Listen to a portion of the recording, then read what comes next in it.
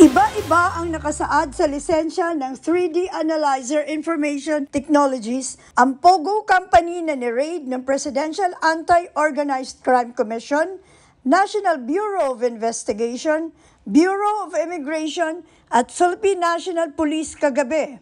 Ang kumpanyang ito ay nasa loob ng Kimberly Building na may layong 650 meters lamang mula sa Senado, na siya namang nag-iimbestiga ng mga anomalya sa POGO, bagay na ikinadismaya ni Senwin Gatchalian.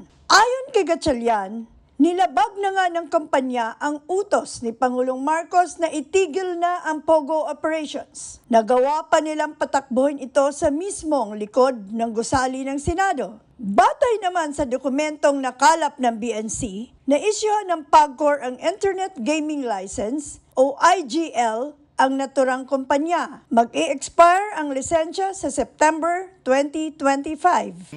May license siya pero supposed to be non-operational siya. Nakadeclare siya as non-operational.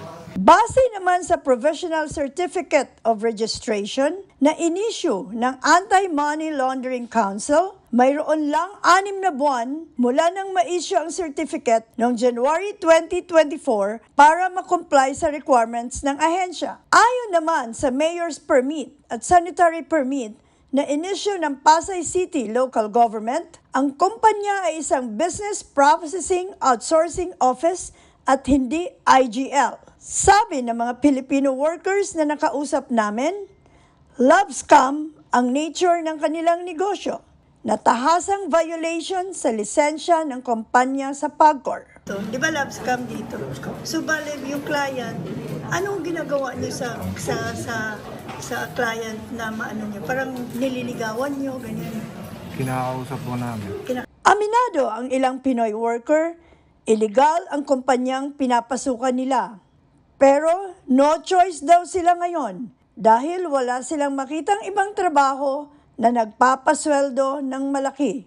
Para sa agenda, Nancy Carvajal, BNC.